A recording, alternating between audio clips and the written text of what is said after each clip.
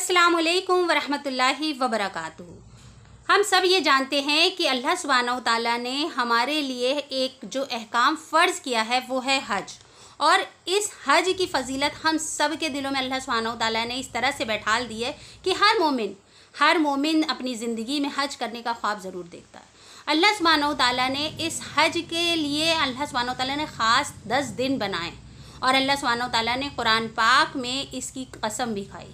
अल्लाह सुब्हानहू व तआला सूरह फजर में अल्लाह ताला कसम खा रहे हैं कि मैं इन 10 दिनों की कसम खा रहा हूँ जो बहुत मोतबर यानी कि बहुत एहतराम बहुत ही ज़्यादा अज़मत वाले दिन हैं। और अल्लाह के नबी सल्लल्लाहु अलैहि वसल्लम ने इरशाद फरमाया कि ये 10 दिन दुनिया के सबसे बेहतरीन दिन हैं। यानी कि आप सल्लल्लाहु अलैहि वसल्लम ने यहाँ तक के कहा कि जिस तरह से रमज़ान की 10 रातों में हम सब बहुत एनर्जेटिक होते हैं कि 10 रातें हैं, खूब सारी शब क़दर जागनी है, हमको इबादतें करनी है, हम अल्लाह सुब्हानहू व तआला के और करीब होना चाहते हैं, अल्लाह सुब्हानहू व तआला से लास्ट 10 नाइट्स में सब कुछ मांग लेना चाहते हैं। उसी तरह से जो सबसे बेहतरीन 10 दिन हैं वो हैं ज़िलहिज्जा के। तो इन दिनों में एक्चुअली हमें करना क्या है और इनकी इतनी फ़जीलत क्यों? क्योंकि नबी अकरम सल्लल्लाहु अलैहि वसल्लम ने इरशाद फरमाया कि इन 10 दिनों में भी सबसे बेहतरीन दिन है अरफात का दिन। यानी कि इस दिन अल्लाह सुब्हानहू व तआला सबसे ज़्यादा गुनाहगारों को आज़ाद करते हैं, सबसे ज़्यादा जहन्नम की आग से लोगों को निकालते हैं।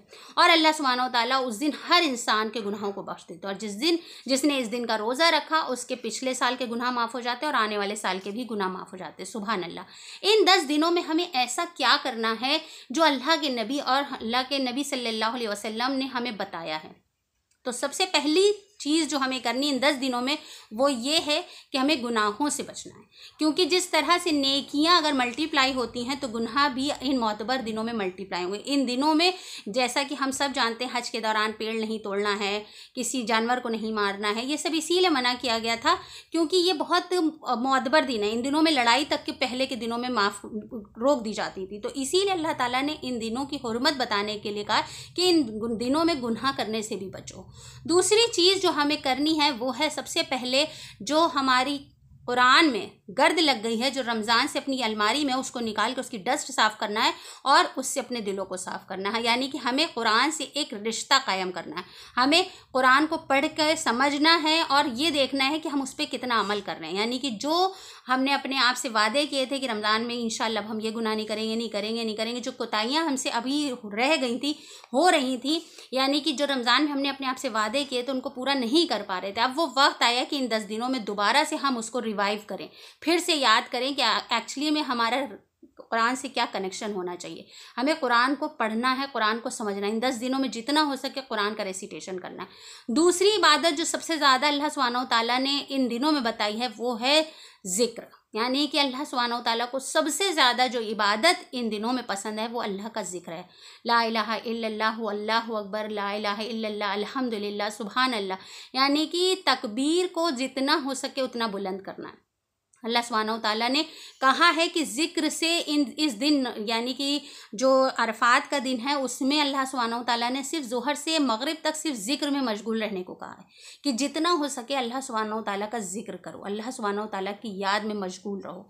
तो हमें इन दिनों में जितना हो सके ज़िक्र करना है, अल्लाह सुब्हानहू व तआला के ज़िक्र से अपने आप को हमेशा तर रखना है, अपने आप अपनी ज़ुबान को हमेशा तर रखना है। तीसरी चीज़ जो उलमाओं ने बताई है वो है कि हमें अपने गुनाहों की तौबा करनी है। यानी कि जितना हो सके अल्लाह सुब्हानहू व तआला से अपने गुनाहों की माफ़ी मांगनी है, अल्लाह सुब्हानहू व तआला के आगे नाक रगड़ के तौबा करनी है कि अल्लाह ताला मुझे माफ़ कर दीजिए। जितना हो सके उतना इस्तिग़फ़ार की कसरत करनी है।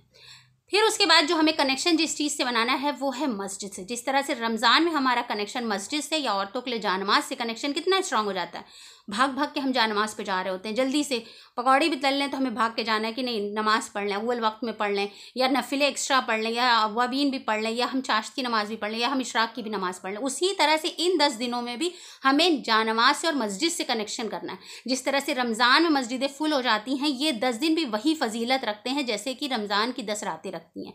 तो सोचिए शब क़दर की हमारे दिलों में क्या अज़मत होती है कि हम ये सोचते हैं ना कि थोड़ा ही सा हिस्सा क्यों ना हो हमें मिल जाए। उसी तरह से हमें इन 10 दिनों में भी उसकी फजीलत पाने के लिए उसी तरह से दौड़ के भाग के जाना है और हमें मस्जिद से अपना कनेक्शन कायम रखना है। देन कम्स कि हमें उसके बाद क्या इबादत करनी है, वो है अल्लाह की राह में खर्च करना, सदका देना, ढूंढ ढूंढ कर। हम ये नहीं बहाना कर सकते कि हम किसको दें सदका, ढूंढ ढूंढ के ज़रूरतमंदों को, कि किसको क्या ज़रूरत हो उसकी फ़िक्र करके। अगर किसी बच्चे की फ़ीस नहीं दी गई तो हम फ़िक्र करके उसके बच्चे को इल्म हासिल करने के लिए उसकी मदद करें। किसी के कारोबार में टेंशन चल रही है, उसका कर्जा माफ़ करने में, कहीं से 2 4 10 लोग मिला के कि भाई चलो उसके घर में जो है वो परेशानी है, उनके घर में राशन नहीं भरा गया, तो चुपके से हम लोग कुछ करें। तो कोशिश करके सदका करना है।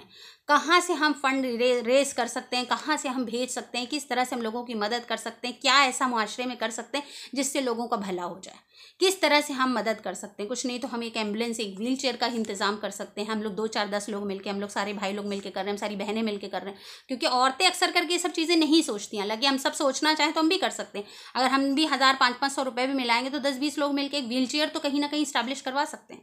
हम किसी ना किसी के घर में एक दुकान खुलवा सकते हैं कि भाई थोड़ा सा सामान भर दिया हमने चाय का, तुम सामान चाय का बेचना स्टार्ट कर दो, तुम्हारा कुछ तो रोजगार का जरिया बन जाए, तुम भीख मांगना छोड़ दो। तो अगर हम फिक्र करेंगे तो अल्लाह सुब्हानो तआला हमारे लिए सदका करना भी आसान कर देगा। उसके बाद हमें है रोज़ा रखना। इन 9 दिनों में हमें जितना अल्लाह सुब्हानो तआला ने कहा है कि इन 9 दिनों में जो रोज़ा रखता है, ख़ास तौर पे अरफात के दिन के, उस दिन अल्लाह सुब्हानो तआला फरिश्तों को गवाह बनाकर कहते कि मेरे बंदे मुझसे क्या मांग रहे हैं। सोचिए पूरी दुनिया के लोग वहाँ पर इकट्ठा हैं। अगर हम हज करने गए हैं तो हमसे बड़ा कोई खुश नसीब नहीं है, और अगर हम हज करने नहीं गए तो उस रोज़ जब हर इंसान हर भाषा में, हर लैंग्वेज में अल्लाह सुब्हानो तआला को पुकार रहा है, चाहे वो इंग्लैंड का हो, चाहे अमेरिका का हो, चाहे वो रोमन्स हो, चाहे वो फ्रेंच का हो, चाहे वो पेरिस से हो, चाहे वो लंदन से हो, कहीं से भी हो, इंडिया हो, बांग्लादेश हो, पाकिस्तान हो, अफगानिस्तान हो, कहीं का भी हो, श्रीलंका का हो, साउथ अफ्रीका का हो, जिम्बाब्वे का हो, कहीं का भी हो, हर इंसान अपनी अपनी भाषा में अल्लाह सुब्हानो तआला से पुकारा। और फरिश्तों से अल्लाह सुब्हानो तआला फ़ख्र के तौर पे पूछते हैं कि बंदे क्या मांग रहे हैं। फरिश्ते कहते हैं अल्लाह तेरी रहमत के तलबगार हैं और अपने गुनाहों की माफ़ी मांग रहे हैं। अल्लाह ताला कहते हैं तुम गवाह रहना, मैंने इन सबको बख्श दिया। तो उसमें क्यों ना हम भी शामिल हो जाएं। हम नहीं वहाँ जा पाए, अल्लाह ताला करें, अल्लाह ताला की मर्ज़ी है। हमारी कोशिश इंशाअल्लाह रहेगी कि हम हज करने जाएं। लेकिन अगर हम हज करने नहीं भी गए तो अल्लाह सुब्हानो तआला ने हमें ये फैसिलिटी दी कि हम घर बैठ कर उस ज़िक्र में अगर हम अपने आप को मशगूल करेंगे तो इंशाअल्लाह हमको भी अल्लाह सुब्हानो तआला उस मग़फ़िरत के तोहफ़े से नवाज देंगे इंशाअल्लाह। तो कोशिश करें इन 9 दिनों को जितना अच्छे से यूज़ कर सकते हैं यूज़ करें। अल्लाह सुब्हानो तआला की खूब तकबीर बयान करें, अल्लाह सुब्हानो तआला का ज़िक्र खूब करें, रोज़ा रखने की कोशिश करें, सदका देने की कोशिश करें, और अल्लाह सुब्हानो तआला को दिल से याद करें, और अल्लाह सुब्हानो तआला से अपने गुनाहों की माफ़ी तलब करें। अस्सलाम वालेकुम व रहमतुल्लाहि व बरकातहू।